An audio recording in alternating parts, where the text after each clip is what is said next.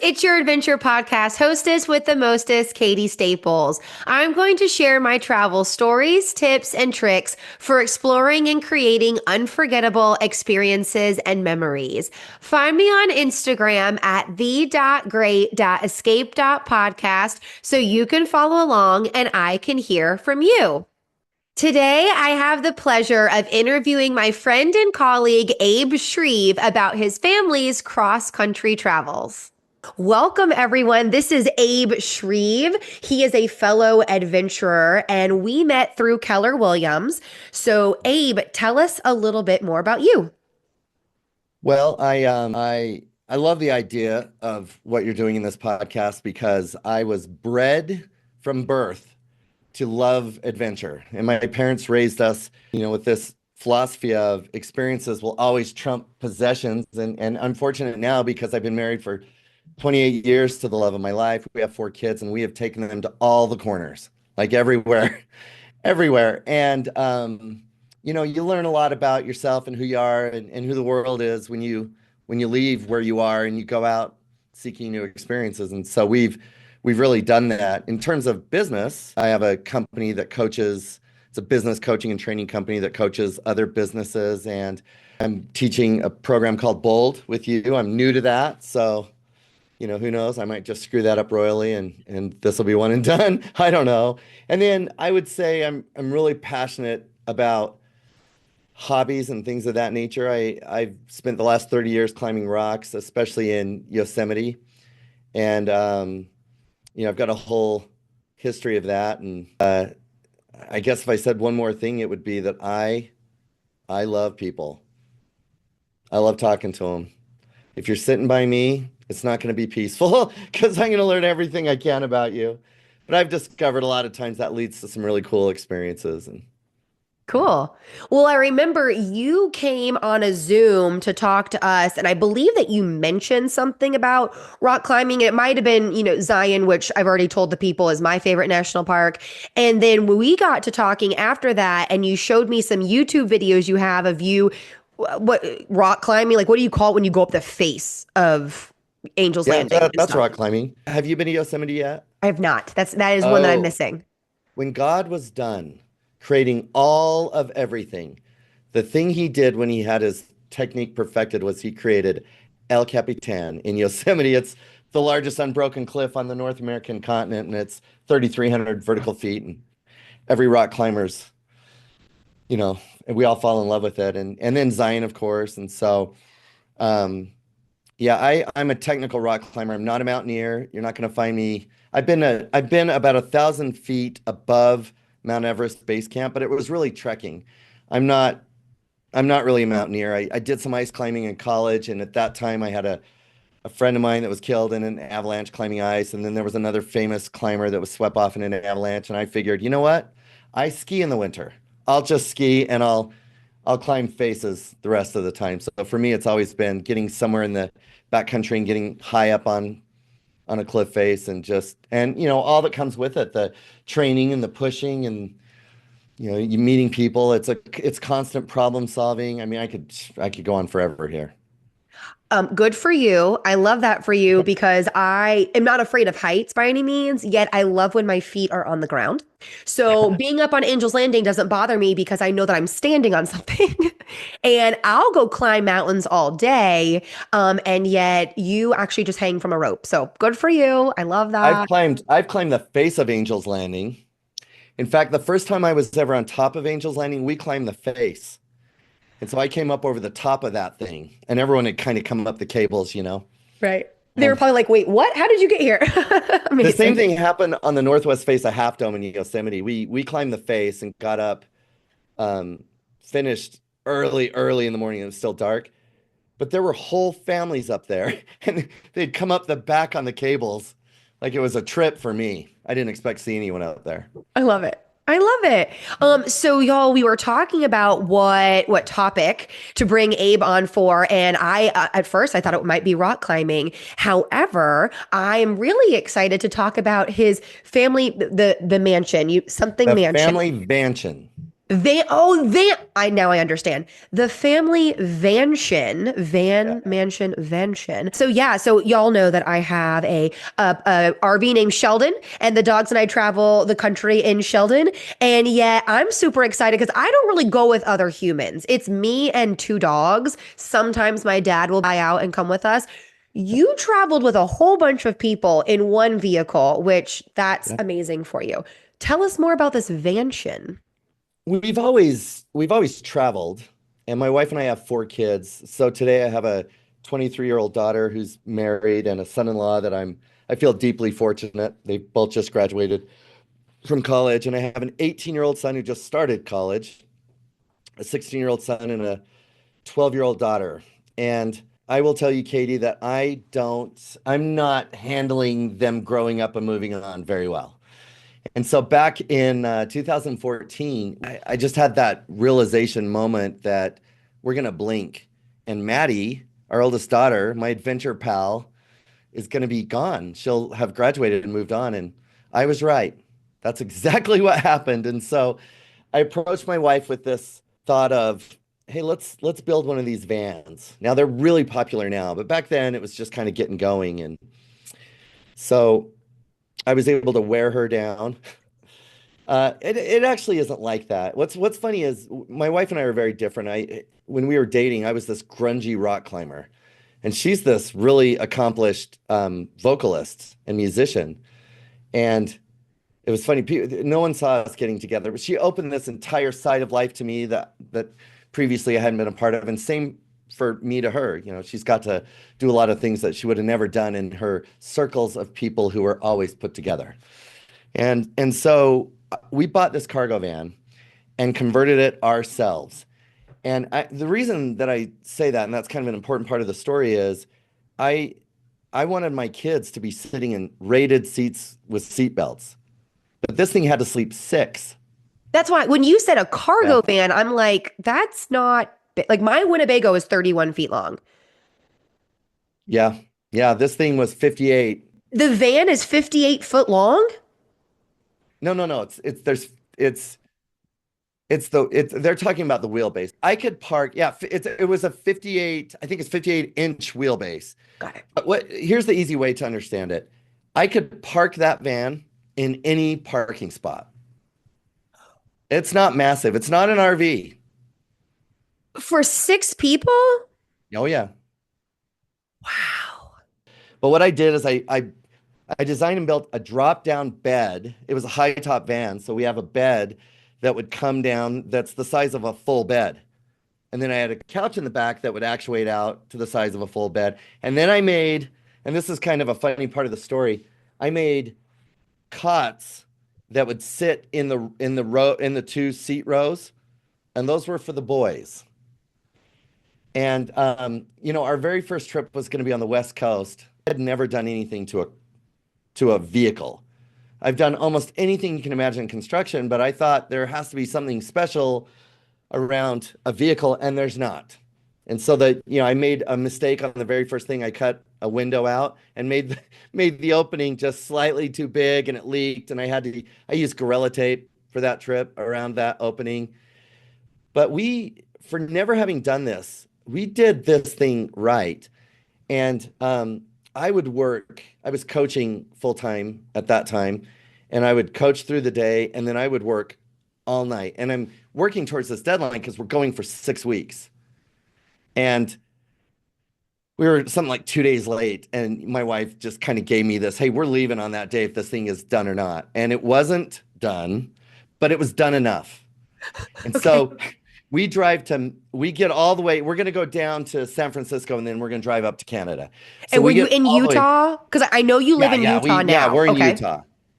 So we get to the thriving metropolis of Winnemucca. We spend our first night there, our first night in a Walmart parking lot. We're deer in the headlights a little bit. My wife and I backpacked through Southeast Asia, but it's been a while. And so now we're in Walmart, we're in the van in the parking lot. And I woke up the next day, and there was this little kind of these trees, and I had a little fold out table and a noise canceling headset on my computer, and I did my coaching. And they went around and did things. And that's really what the trip was.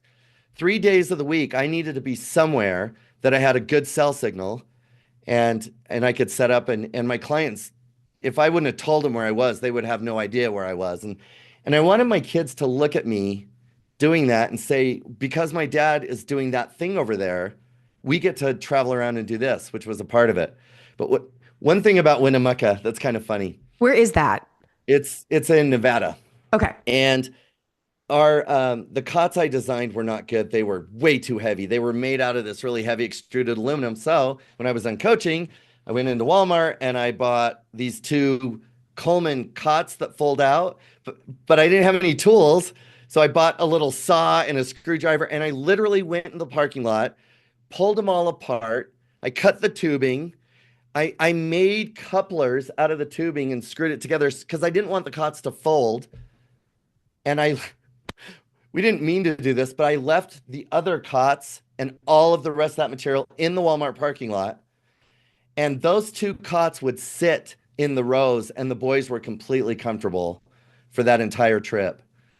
And, it was a blast. When we got to Grass Valley, California, and we didn't have a sink, and I went to Target and bought a stainless steel mixing bowl, punched the bottom out with a Phillips screwdriver and a hammer, and plumbed it up. I had this little pump sink, plumbed it up, and hooked it up to just like a 3-gallon jug of water, and that was our first sink. It would pull out of one 3-gallon, and it would drain into another 3-gallon.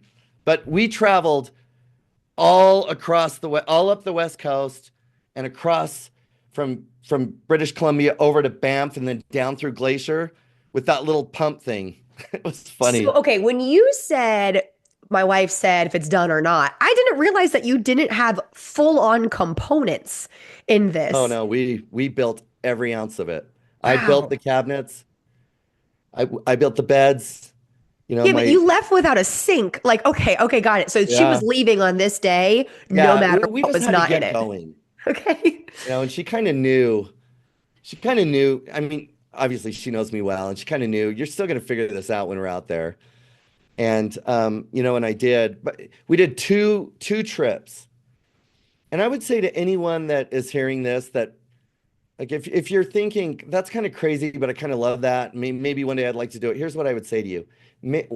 One day has to be today. Because our kids, we did that. One summer we did the West Coast, and the next summer we did the East Coast. And they were the only 2 years we could have done that. That was it. They were too deep into sports. And, I have a daughter that was on 2 soccer teams on our West Coast trip. And when we got to Seattle, I flew Maddie home so she could start training with the high school. And I remember her saying, "You guys are going to stay. You're going to keep traveling without me." And I said, "I love you. Yes." Yeah. And that's when we discovered Maddie was the peacemaker in the family. We didn't know it until that point. Until after the peacemaker was removed. Yeah, I exaggerate that a little, but those memories for us are just priceless. Mm. I remember we had stayed. Now this is San Francisco in 2016, I think our first trip was. So very different San Francisco now. In fact, I don't know if they still do it, but there are several of those cities down there. It's legal to just sleep in your car, but it wasn't when we were there. And so Oh, okay. it was this whole stealthy thing. In fact, we'd just been kind of hiding, here and there for a few nights in the Bay Area. And then we decided we wanted to stay somewhere really nice. So we went to a grocery store and I got everyone we got everyone tucked into bed. And then I drove up on Nob Hill in the richest part of San Francisco. We slept in that neighborhood. But In your when in your in the vansion. van, yeah. I'm gonna kind of let me mix a few of these stories because to me, this was all of it. Yeah. I'm gonna skip ahead to the next year. We're on the East Coast. Okay. And what I loved so much about that van is it facilitated adventure. We had a fridge in there and you got this little like cloth box that fit underneath the seat and that's what you got. And that was it. And when you're out traveling like that, you have to stop somewhere and do laundry one day. And, we'd have to figure out a place for us all to take showers and things like that. Um, But something really special happened on the East Coast trip, and it is the wildest story ever. So I'll see if I can do this and not talk forever. I flew us to DC and we stayed in an Airbnb, and then I paid a friend to drive the van out there. And so we went around and did all the amazing things in DC. The Holocaust Museum was one of the most amazing experiences our family's ever had. And so he shows up with the van. We drive him to the airport, and we're headed off to Colonial Williamsburg. And I cannot tell you why I didn't think of this in advance, but what we discovered was that we would not be able to survive without an AC unit. And I might even have to go buy a generator. Now, they have better options now, but back then, nothing. So we get to Williamsburg, and the first night, we don't sleep at all. It is so hot, Satan would be uncomfortable. You didn't have AC in the van, and this is The your van second had year. AC, but we didn't have auxiliary air conditioning. Sure. Okay. In like the living space. Okay. Yeah. So that was awful. Woke up the next day, coached. My family went to Colonial Williamsburg, and then I went and met him after. So that next night, we've got a plan. And here's the plan. We're gonna sleep this night, and I'm just gonna run the van and the AC in the van. Wake up the next day, my family's gonna go to like a Six Flags kind of thing, and I'm gonna go to the next town and buy a rooftop AC unit and install it in their parking lot, and then I'll go meet my family and look, no big deal, right? We're gonna do it. Well, we sleep so good that night, and I wake up. We're in a hotel parking lot. So for those wondering, really great places are Walmart parking lot if they'll allow you to do it.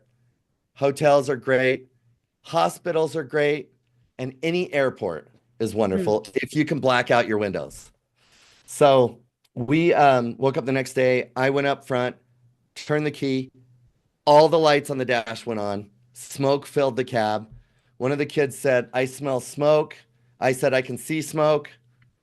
I, I tried to drive. It got across the street. The van is dead. So this was one of the coolest experiences. We have 5 weeks out there, and the van has just died. So I imagine me and my wife and our 4 kids on the side of the road in Williamsburg. It's not a massive place, and so back in 2008 when the market crashed, I went through Dave Ramsey's Financial Peace University, and it was profoundly useful to us in our family. And so I didn't have credit cards, not for business. So they would not rent us a car. They said you have to have a return airline ticket. And so I said, I'll buy an airline ticket. Nope, that's not how it's done. Can I buy the car for cash and return it? They wouldn't do that. So I'm standing on the side of the road. My wife has gone to the airport to try and figure out what to do for a car. And I just need to get it towed to a dealership, which is a whole other story. I'm with my son, my first son, Ethan, and he's now 18. So, much younger back then. And he's worried. I didn't realize it. I look down, I can see the strain on his face. He doesn't know. He feels like we're in so much trouble. And I said, and what had happened is 2 tow trucks had come out thinking we were a minivan, even though I said we are a commercial sized cargo van. They would come out and say, oh, we can't, we're not big enough. So we're waiting for number 3 to come. I look Mhm. down and I see Ethan. And I said, Bud, what's going on? What are we going to do, Dad? And I said, oh, buddy, we are going to find someone that speaks van, and we're going to give them the van. And then we're going to go and we're going to play and we're going to explore. And then they're going to call us and say, hey, the van's ready. And when they say that, we're going to go back and we're going to get the van. And this little boy said, can we really just do that? And I said, yeah, we can just do that. And this trip descended into such a comedy of errors. I couldn't even make it up. So let me just take you through a few of these things. Our whole theme was, all right, well, next, pivot. And so I started calling people to fix the van. Well, my family was at Busch Gardens. So I'm trying to find someone, and everyone's saying we can look at it in 3 weeks. And I'm like, nope, no good. I'm just circling. And I get all the way, I call a place in Maryland, And the guy says, I know what it's like to be traveling with a family, and we'll do everything we can to take care of you. And I said, great, that's all I needed. I'm going to have it brought to you. And he said, that's really far away. And I said, I don't care. What I heard from you was, we understand what it's like to be stranded with your family, and we will help you. That's all I needed. So within an hour, that thing's loaded onto a flatbed, and now we've got to find our way to Baltimore. And we're in the West, and we don't ride in trains like they do in the East. And I thought, this will be great. We'll go on a train. So I booked this train. And what's funny is, when I was all said and done, we got a train the next day. We're just staying in a motel. When all is said and done, I get to Busch Gardens and there's an hour and 10 minutes left. And I bought my ticket and it's like $140. And the lady said, there's only an hour and 10 minutes. And I said, my family's in there. And I'm going to drain every ounce of this moment that I can with them. And I bought the ticket and they just ran me around to the highlights of the day. We have the most amazing memories of that moment. That's all for part 1 of Abe's stories. Join us next week for part 2. And remember, I would love to hear from you. Find me on Instagram at the.great.escape.podcast and send me a message. And don't forget to hit subscribe so that you can follow along and dream big for your journeys on The Great Escape. See you next time, adventurers.